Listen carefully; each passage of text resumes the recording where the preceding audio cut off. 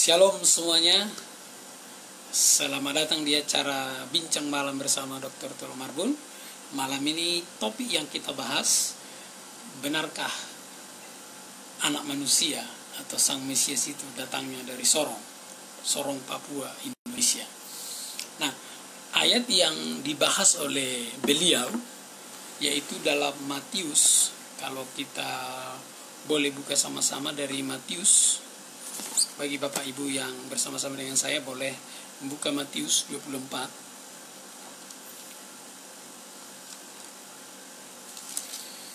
Kita buka Matius 24. Tapi nanti kita nggak baca ayat per ayat, tapi kita lihat konteksnya aja. Kita hanya melihat konteksnya aja. Nah, kalau kita lihat itu dalam Alkitab LAI itu pasal 24 sampai 25 itu berbicara tentang akhir zaman. Ya. Berbicara tentang akhir zaman, kemudian itu dimulai dengan pernyataan dari Yesus bahwa bait Allah akan diruntuhkan, dan kita tahu bahwa ketika Yesus mati di kayu salib, bait Allah itu sudah roboh dan tirai yang membatasi antara ruang kudus dengan Rumah Kudus itu terbelah dua. Jadi bagian ini sudah digenapi ayat 1 dan 2. Kemudian kalau kita lihat ayat 3 sampai ayat 14, ayat 3 sampai 14 ini berbicara tentang permulaan dari penderitaan. Jadi memang sebelum Yesus datang di awan-awan akan ada penderitaan, dan itu adalah pernyataan Yesus sendiri, ya. Kemudian ada beberapa ayat yang menurut saya yang perlu kita tekankan dalam bagian yang perikop yang kedua dalam pasal ini, yaitu ayat yang kelima, yaitu sebab banyak akan datang dengan memakai namaku dan berkata akulah Mesias, dan mereka akan menyesatkan banyak orang. Dan kita tahu bahwa sebelum nanti penderitaan itu dimulai akan muncul namanya Mesias palsu, ya, mengaku akulah juru selamat, seperti itu. Dan kita tahu sudah banyak orang yang seperti itu. Ketika saya di Afrika Selatan ada orang yang mengaku dia adalah juru selamat. Nah, dan banyak orang yang mengikuti, ya, dan gaya ibadah mereka aneh.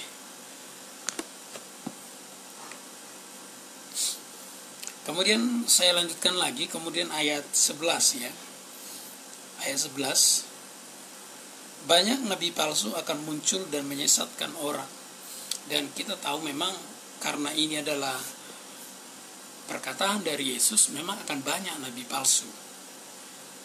Nah, firman Tuhan pasti digenapi, tapi kalau soal nabi palsu, kalau boleh saya dan saudara jangan sampai pernah menggenapinya, ya. Lalu pertanyaannya, bagaimana kita tahu kalau orang itu nabi palsu? Ya kan? Coba kita lihat di Ulangan 18. Saya percaya saudara-saudari sudah pernah membaca ayat ini.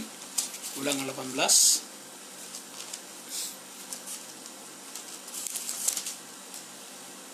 Kemudian saya akan bacakan mulai dari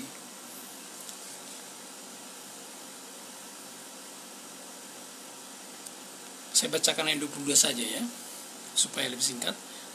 Apabila seorang nabi berkata demi nama Tuhan dan perkataan itu tidak terjadi dan tidak sampai, maka itulah perkataan yang tidak difirmankan Tuhan.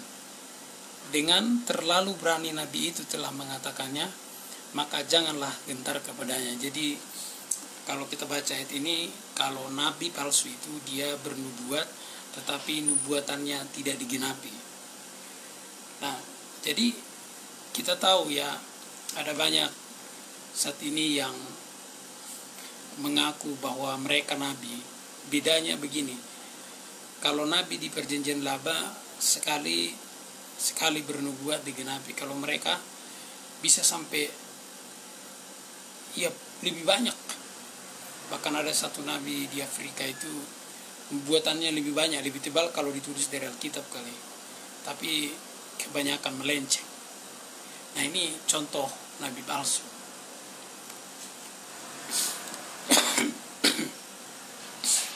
Oke, sambil ngopi ya. Kalau yang mau ngopi, kalau saya ini minum teh hijau.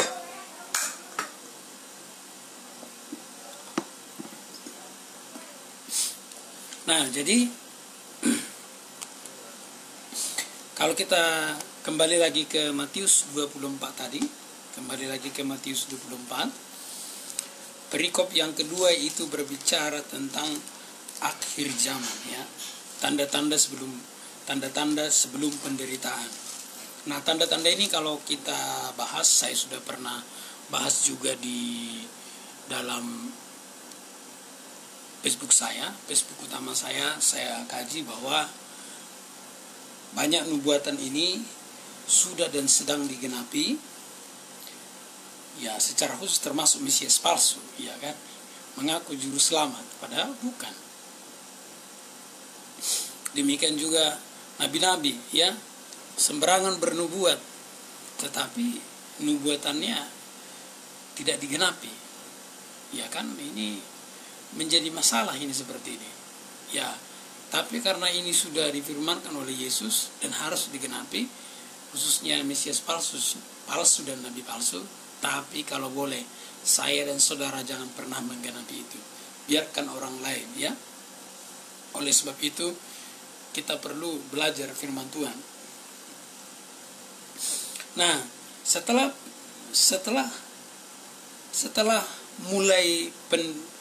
dimulai tanda-tanda daripada penderitaan itu, baru masuk namanya kepada penderitaan. Ya. Kalau kita lihat ayat 15 sampai ayat 28 itu berbicara tentang siksaan. Kemudian ketika mulai mengalami siksaan yang hebat, maka muncullah perkataan-perkataan. Kita lihat Matius 24 ayat 23. Pada waktu itu, waktu apa maksudnya? Yaitu waktu yang bicara 15 sampai 22, yaitu waktu penyiksaan. Pada waktu itu, jika orang berkata kepadamu, lihat Mesias ada di sana, atau Mesias ada di sini, ya, jangan percaya, sebab Mesias palsu dan nabi-nabi palsu akan muncul. Mereka akan mengadakan tanda mujizat yang dahsyat dan mujizat-mujizat, sehingga sekiranya mungkin mereka menyesatkan orang-orang pilihan. Camkanlah, aku sudah mengatakan terlebih dahulu kepadamu. Jadi, apabila orang berkata kepadamu, lihat, ia ada di padang gurun, jangan kamu percaya, jangan kamu pergi ke situ. Atau lihat, ia ada dalam bilik, jangan kamu percaya. Nah, ada klaim-klaim yang mengaku dia adalah Mesias ada di sana, Mesias ada di sini. Yesus sendiri bilang, jangan percaya.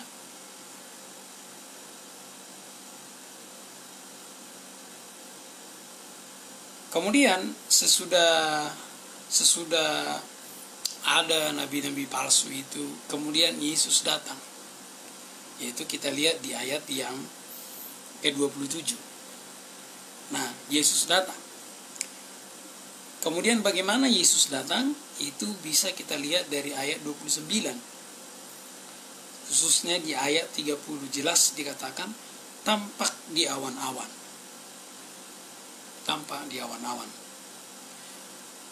Jadi kalau kita lihat secara konteks, ini berbicara kedatangan Yesus sendiri. Lalu ayat 37 sampai 43 itu nasihat supaya berjaga-jaga. Ya, kita harus berjaga-jaga. Jadi menurut saya pasal 24 ini adalah salah satu pengajaran yang sangat sistematis yang diajarkan oleh Tuhan Yesus tentang akhir zaman, yaitu yang dimulai dengan penderitaan. Kemudian muncul Mesias palsu, muncul nabi palsu, kemudian ada beberapa tanda lain nanti yang mengikuti, yang ada yang sudah digenapi dan sedang digenapi, masih terjadi sampai saat ini.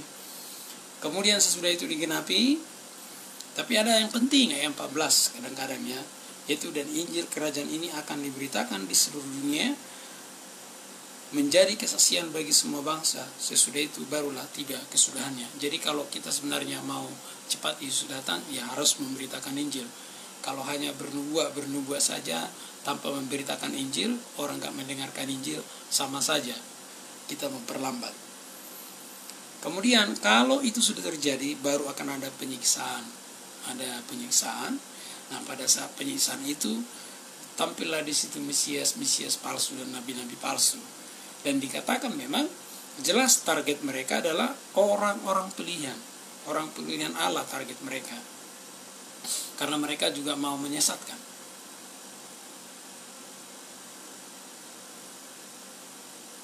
Kemudian Yesus menasihati kita supaya Yesus menjelaskan bagaimana kedatangannya. Kemudian diumpamakan perumahan pohon ara dari situ. Dan terakhir kita disuruh berjaga-jaga, yaitu perikop itu. Dan di akhir perikop ini berbicara tentang perumpamaan hamba yang jahat dan hamba yang setia. Jadi kalau secara konteks, perikop Matius 24 ini berbicara tentang Yesus sendiri. Nah, jadi sudah selesai bagian yang pertama. Sekarang kita masuk kepada bagian yang kedua, yang ini sedikit kita dalami lagi ya. Tadi kan kita udah tahu konteksnya. Konteksnya itu adalah konteks berbicara akhir zaman. Yesus sendiri yang berbicara. Yesus sudah memberitahu tanda-tandanya secara sistematis, kita bisa lihat di pasal 24. Kemudian kita masuk ke ayat 27. Ya. Ayat 27 katakan, sebab sama seperti kilat memancar dari sebelah timur dan melontar cahayanya sampai ke barat. Nah, kata sama seperti kilat ini yang perlu kita garis bawahi di sini. Kata sama seperti itu, sebab sama seperti itu kata hosper dalam bahasa Yunani, yang artinya kalau diterjemahkan secara literal itu sama persis. Nah, secara gramatika atau tata bahasa, kata sama seperti itu biasanya dipakai untuk kalimat perbandingan atau perumpamaan. Misalnya saya kasih contoh yang ada dalam kita, seperti rusa merindukan air. Jadi kerinduan pemazmur saat itu digambarkan seperti kerinduan daripada rusa itu. Ini kalau di dalam bahasa Indonesia disebut figuratif ya, lebih kepada figuratif, figur, ya kan?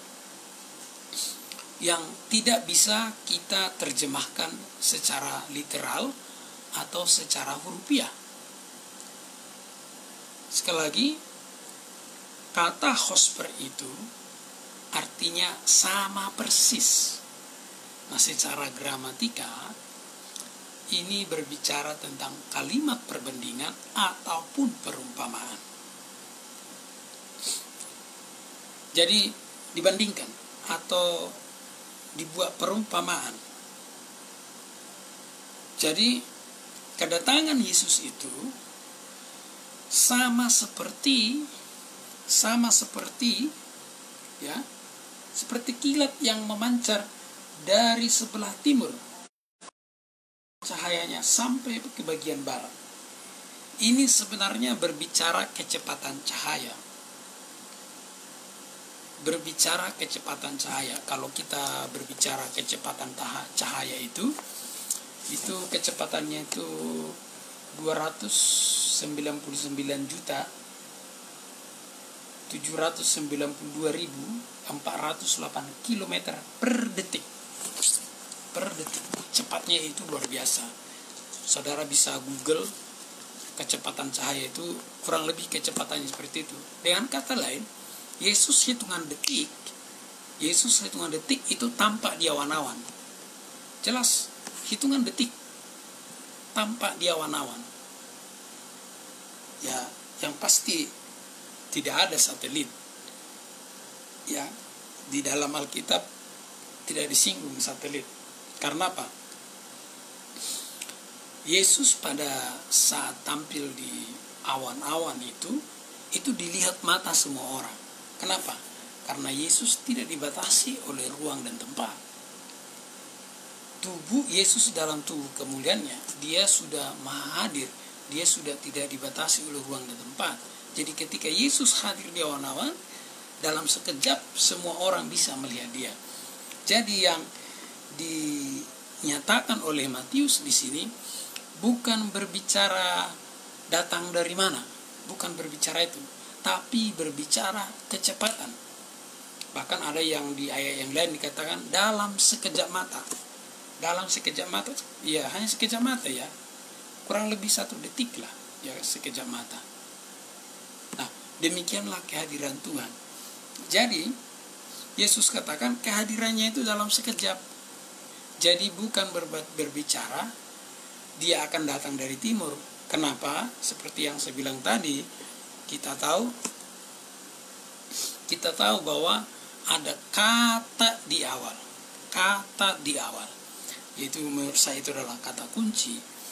Yaitu berbicara sama seperti. Ini berbicara perumpamaan.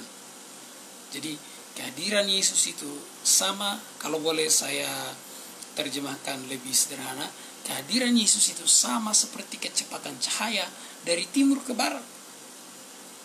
Artinya dalam hitungan detik itu cahaya itu bisa tiba dari timur sampai ke barat. Jadi bukan berbicara timur arah terbitnya matahari, bukan itu maksudnya. Tapi lebih kepada karena fajar itu hadir memancar dari timur, lalu langsung memancarkan cahayanya ke barat. Jadi ini bukan berbicara Yesus datang dari timur, bukan. Tapi ini berbicara Yesus hadir di awan-awan. Ya, dari mana kita tahu kalau Yesus datang di awan-awan? Yaitu masih dalam perikopnya itu, yaitu di dalam Matius 24 ayat 30. Pada waktu itu akan tampak tanda anak manusia di langit, dan semua di bumi akan meratap dan akan melihat manusia datang di awan-awan di langit dengan segala kekuasaannya dan kemuliaannya. Jelas. Ini tidak ada disebut dia datang dari timur. Jelas tempat kehadirannya itu di awan-awan. Lah, orang Yesus tidak dibatasi ruang dan tempat kok mesti datang dari timur. Nah, ini menurut saya dalam hal ini beliau keliru memahami ayat ini. Karena jelas yang dimaksud di sini adalah kecepatan kehadiran Tuhan Yesus. Di ayat yang lain dikatakan yaitu sekejap mata. Dalam hal ini menurut saya, kalau kita mau belajar satu ayat, ada baiknya kita perhatikan dulu konteksnya keseluruhan, sehingga kita tidak comot ayat itu dari konteksnya. Kalau kita comot itu dari konteksnya, yaitu yang sering kita salah paham. Ya, kalau sudah salah paham, lagi percaya diri, lalu membuat deklarasi, ya inilah yang disebut tadi, penyesat. Ya kan?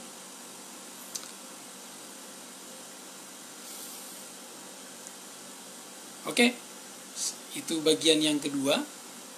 Sekarang kita dalamin lagi, yaitu tentang anak manusia.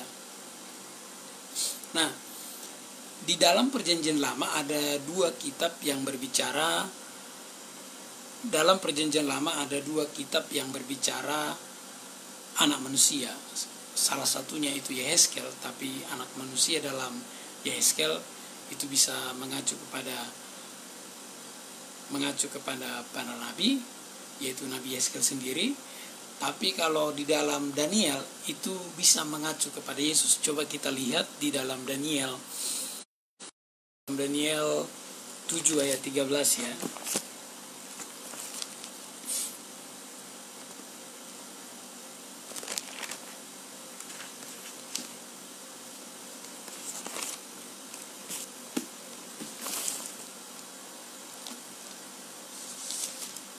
Saudara bisa buka kitabnya bersama saya, Daniel 7 ayat 13. Ini adalah penglihatan daripada Nabi Daniel. Dikatakan, aku melihat dalam penglihatan malam itu, tampak datang dengan awan-awan dari langit seorang seperti anak manusia.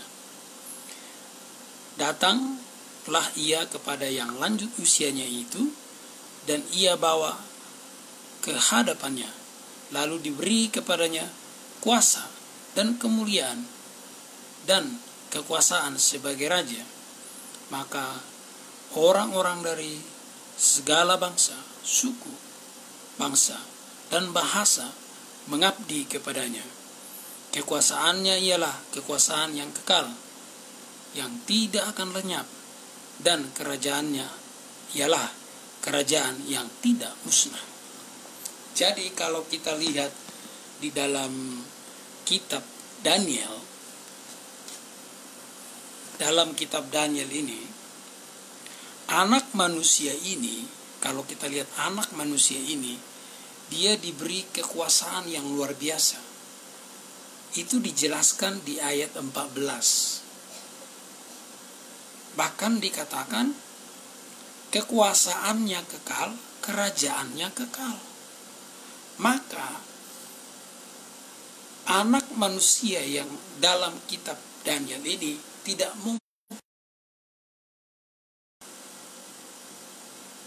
mungkin manusia biasa, karena semua manusia di dunia ini tidak ada kerajaan yang kekal.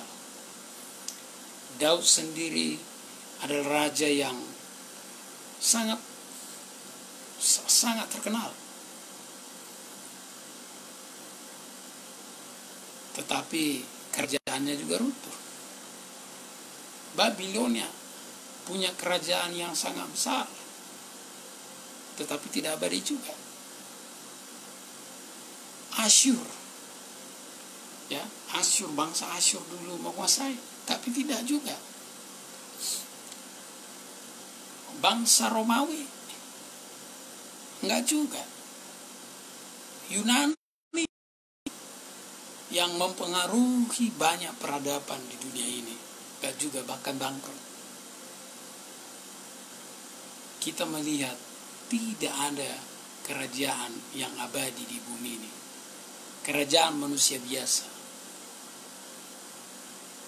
Di Indonesia Sriwijaya enggak juga, Majapahit juga enggak juga. Maka saya bilang anak manusia di sini tidak mungkin mengacu pada manusia biasa. Pasti ini adalah manusia yang ilahi. Karena apa? Karena dia memiliki kekuasaan dan kerajaan yang kekal. Coba kita lihat di ayat 14 itu, sangat ditegaskan. Saya ulang ayat 14 ya. Lalu diberi kepadanya kekuasaan dan kemuliaan dan kekuasaannya sebagai raja. Kekuasaan sebagai raja. Ya, oke lah, banyak raja-raja yang ngaku di bumi ini, ya kan? Maka orang-orang dari segala bangsa, suku bangsa dan bahasa mengabdi kepadanya. Oke lah, mungkin ada raja seperti itu. Mungkin ada, ya mungkin. Tapi dua statement terakhir itu tidak ada dalam bumi ini. Yaitu yang pertama, kekuasaannya ialah kekuasaan yang kekal, tidak akan lenyap, dan kerajaannya ialah kerajaan yang tidak musnah.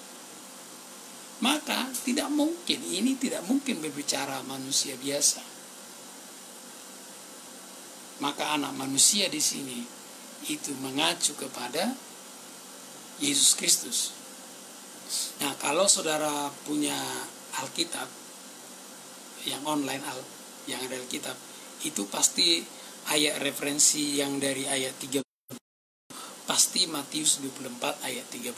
Ya, coba kita lihat ya. 24 ayat 30 tadi kita sudah baca.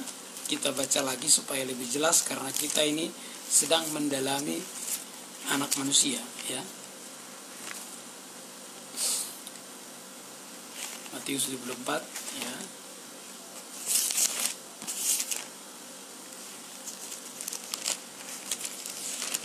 Ayat 30.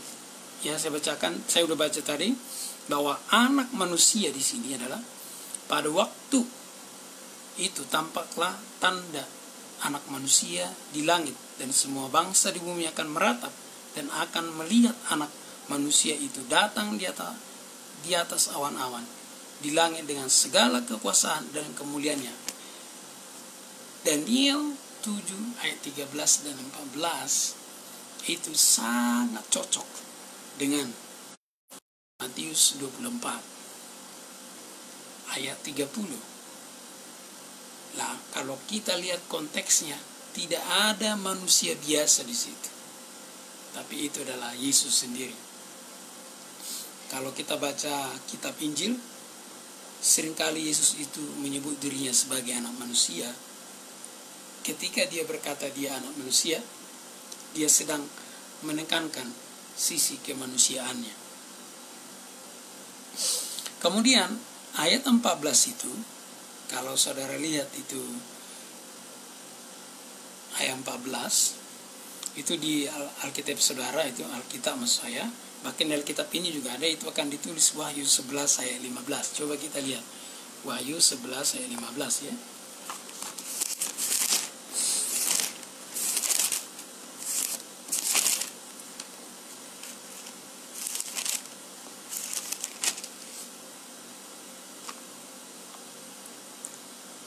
Lalu malaikat ketujuh meniup sangkakala, dan terdengarlah suaranya nyaring di surga, katanya, pemerintahan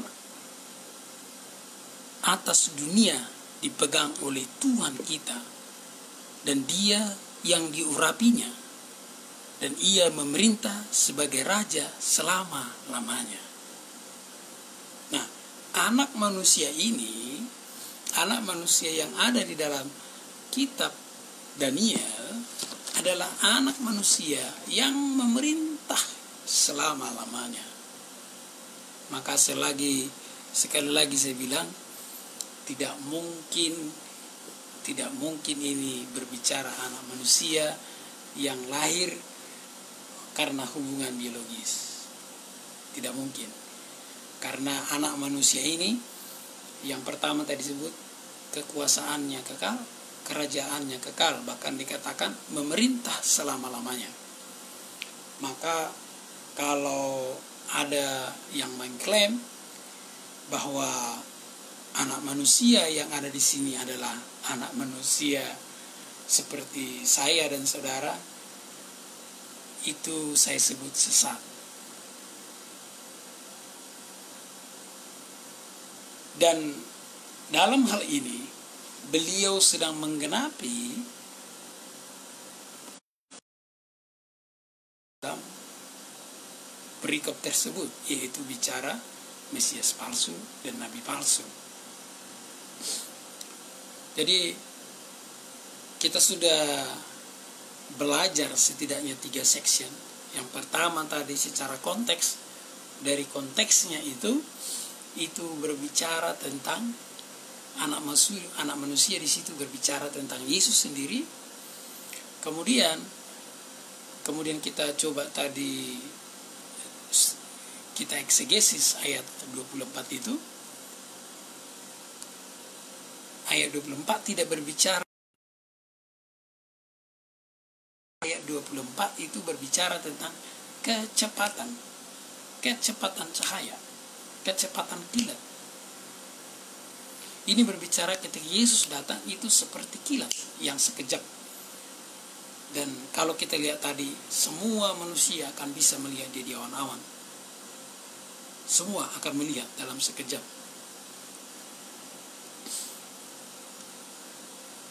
Kemudian tadi kita gali lagi secara singkat ya, yaitu tentang anak manusia. Kita berangkat dari kitab Daniel, kemudian kita hubungkan dengan Matius 24. Maka anak manusia di sini, karena anak manusia ini punya kekuasaan yang kekal, kerajaan yang kekal, kemudian memerintah selama-lamanya, maka dapat kita simpulkan anak manusia di sini tidak bisa merujuk kepada manusia yang lahir karena hubungan biologis. Anak manusia di sini itu berbicara Yesus sendiri. Karena apa? Karena hanya Yesus yang memiliki kekuasaan yang kekal, hanya Yesus yang memiliki kerajaan yang kekal, hanya Yesus yang akan memerintah selama-lamanya. Jadi dalam hal ini, menurut saya beliau, kalau dia bilang orang Kristen yang lihat semua di dunia ini sesat, pendeta semua di dunia sesat, menurut saya dialah yang sesat. Kemudian dia menuduh para pendeta, orang Kristen semuanya bodoh. Saya menolak tuduhan itu. Karena menurut saya justru beliau yang bodoh. Karena apa? Karena mencoba membangun satu doktrin atau satu pengajaran yang hanya satu ayat, tanpa memperhatikan konteks ayat itu dan tanpa memperhatikan keseluruhan daripada ayat-ayat Alkitab.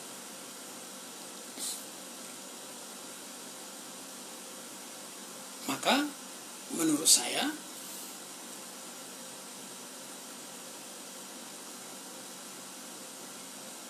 tuduhannya itu tidak benar. Kita akan masuk kepada section keempat. Nah, ini kita berbicara secara teologis terlebih dahulu. Ya. Begini. Sebuah doktrin atau sebuah pengajaran itu tidak bisa hanya berangkat dari satu ayat lalu mengabaikan konteks dari ayat itu. Ini sangat berbahaya sekali. Saya melihat ada beberapa pengkhotbah ya menggunakan studi kata. Nah, pengalaman saya kalau kita menggunakan studi kata, kadang-kadang kita mengabaikan, atau mungkin kita saking senangnya mengabaikan konteks dari kitab itu sendiri, atau konteks perjanjian baru atau konteks perjanjian lama.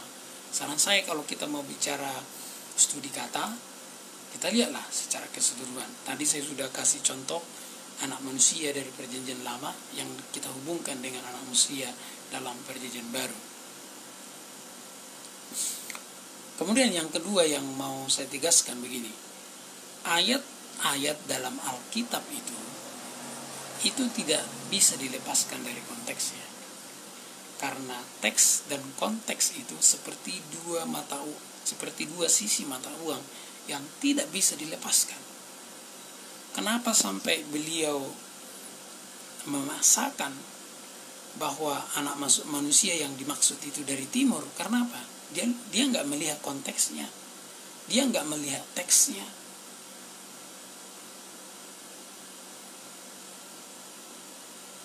Kalau dia melihat teksnya, kalau dia melihat konteksnya, saya yakin tidak seperti itu. Karena itu namanya eisegesis, memaksakan.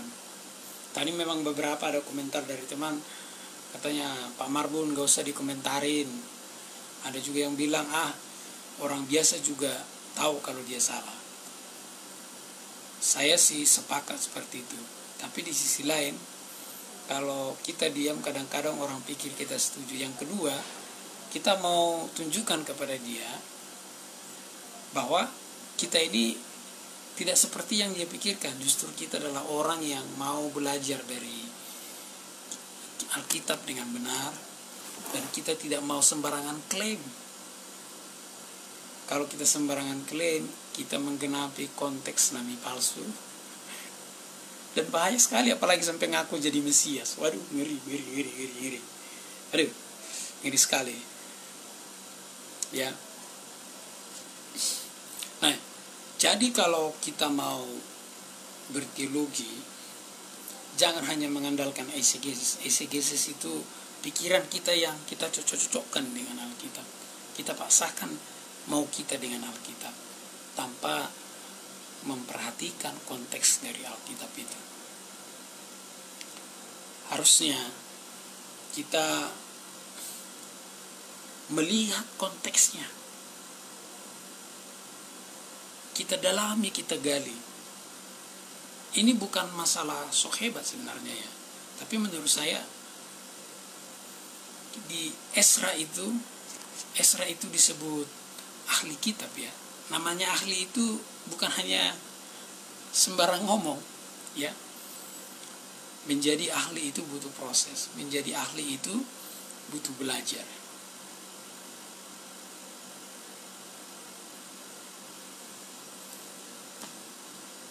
Ini kita sudah dalam itu tanggapan teologisnya. Kemudian saya akan menjawab beberapa pertanyaan yang sudah saya tulis tadi di Facebook. Nah, saya akan jawab sebentar, saya lihat ya. Anak manusia tampak via satelit, benarkah? Saya mau kasih tahu. Kalau Tuhan Yesus tampak pakai satelit, dia nggak maha kuasa. Kalau anak manusia yang tampak pakai satelit itu tidak maha kuasa dia. Masa butuh satelit? Yesus tidak butuh satelit.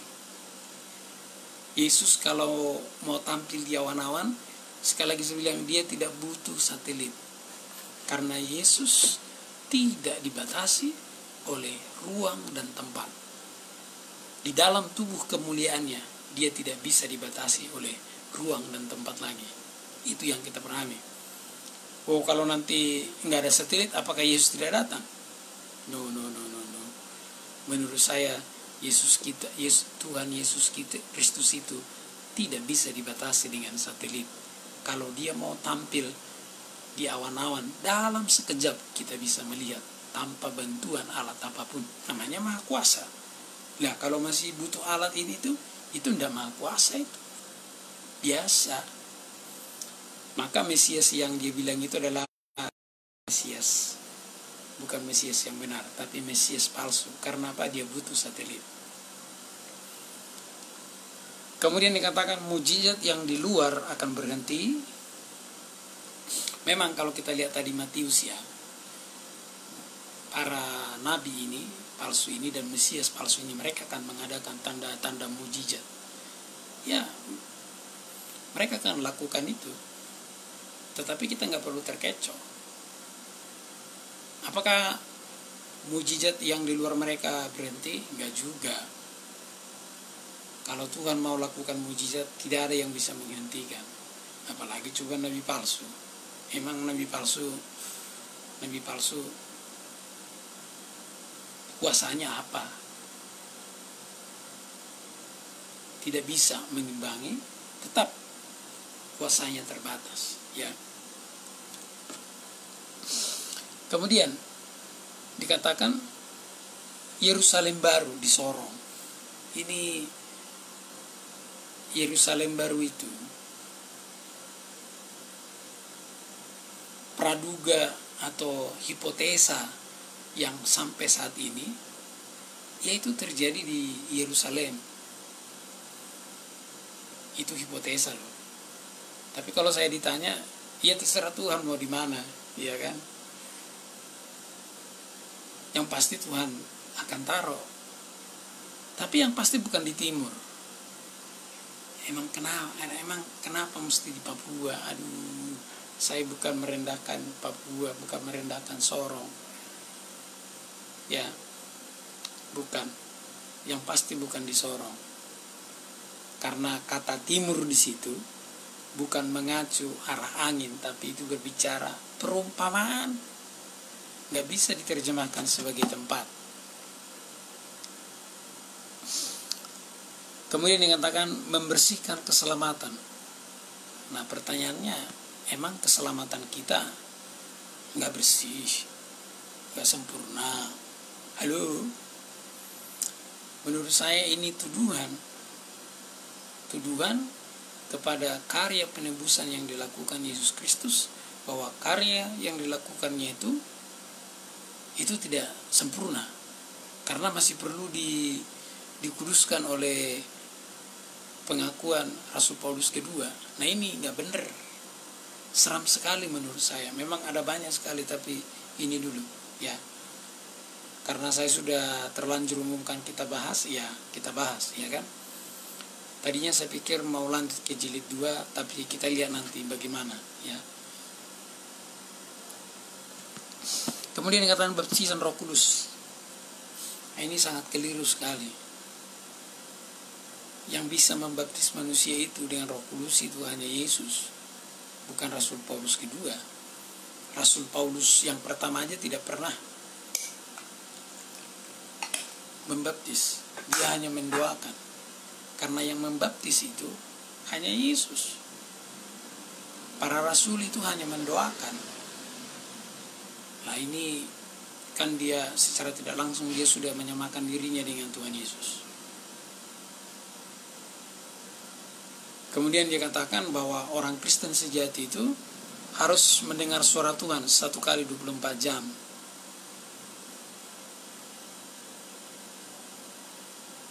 Nah pertanyaan saya begini, Alkitab ini suara Tuhan apa bukan? Saya yakin ini adalah suara Tuhan. Kalau kita baca kan kita bilang firman Tuhan, berarti ya suaranya Tuhan. Jadi kita nggak hanya sekali 24 jam, kapan saja kita baca bisa firman Tuhan yang tertulis.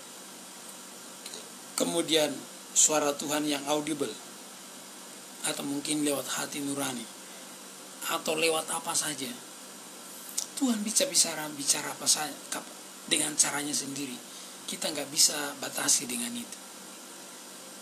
Nah, kita dibenarkan bukan karena kita bisa mendengar suara Tuhan yang audible, bukan. Yang membenarkan kita itu adalah pengorbanan Yesus Kristus di kayu salib. Jadi menurut saya nggak bisa ya.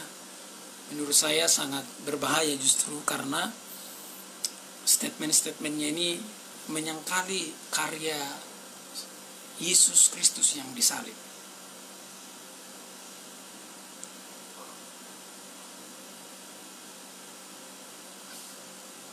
Kemudian dia bilang begini, orang Kristen sejati itu bisa tanya jawab dengan Allah Bapa.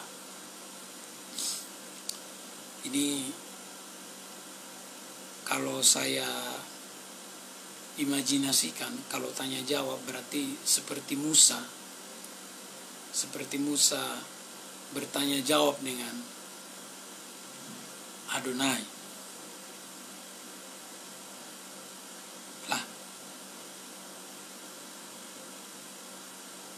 apakah demikian?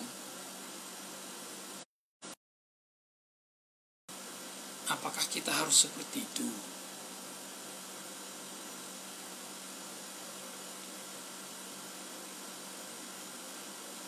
Lagi-lagi soal kualitas hubungan kita dengan Tuhan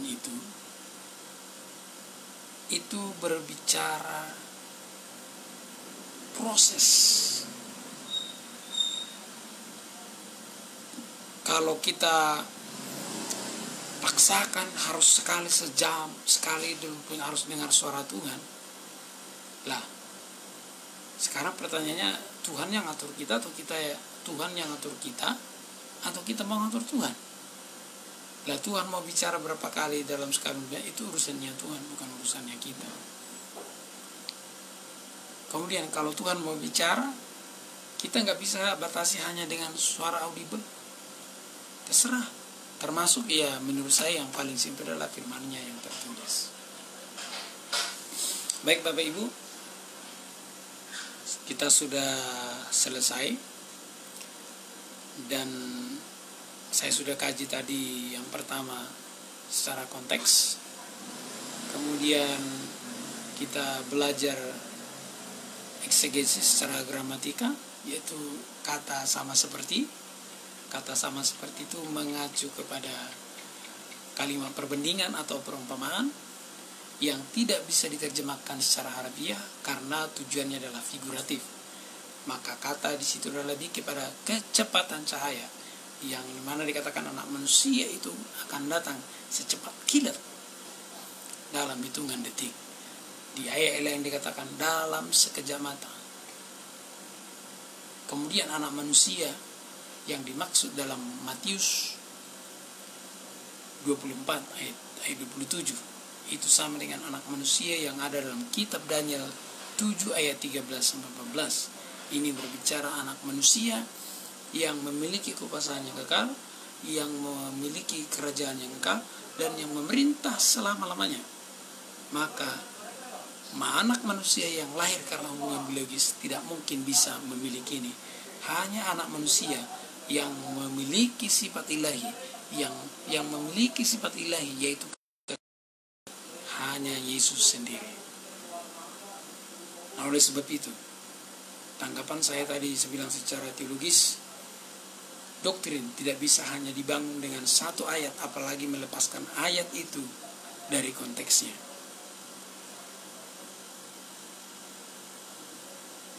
Ayat Alkitab ini kita harus lihat secara keseluruhan, mulai dari perjanjian lama sampai kepada perjanjian baru. Kemudian eksegesis itu sangat berbahaya. Ya, kita memaksakan kehendak kita ke dalam ayat tanpa kita melihat teks dan konteks ayat itu. Dan itu sangat berbahaya. Itu sebabnya kalau hanya comot sana comot sini, ya begitulah. Maka jadilah klaim-klaim yang tidak benar. Jadi tanggapan saya kepada beliau, kami orang Kristen, kami tidak sesat, tapi Andalah yang sesat, karena Anda gagal memahami. Yang pertama, Anda gagal memahami bahwa kalimat sama seperti itu adalah kalimat perumpamaan atau perbandingan yang hanya ditafsirkan secara figuratif, yaitu berbicara kecepatan cahaya. Yesus itu datang sekejap mata. Ya. Kemudian yang kedua, anak manusia itu bukan Anda. Karena anak manusia yang disebut oleh Daniel dan paralel dalam Matius 24 itu memiliki kerajaan yang kekal, kekuasaan yang kekal, dan memerintah selama-lamanya. Tiga ini hanya orang yang memiliki sifat ilahi yang bisa. Semua manusia yang lahir karena biologis tidak mungkin. Hanya anak manusia yang punya sifat ilahi, dan itu hanya dimiliki oleh Yesus Kristus. Jadi dalam hal ini kami tidak sesat, Anda yang sesat. Kemudian pesan saya, tolong pelajari Alkitab itu sesuai dengan teks dan konteksnya. Jangan main paksa. Jangan copot satu ayat.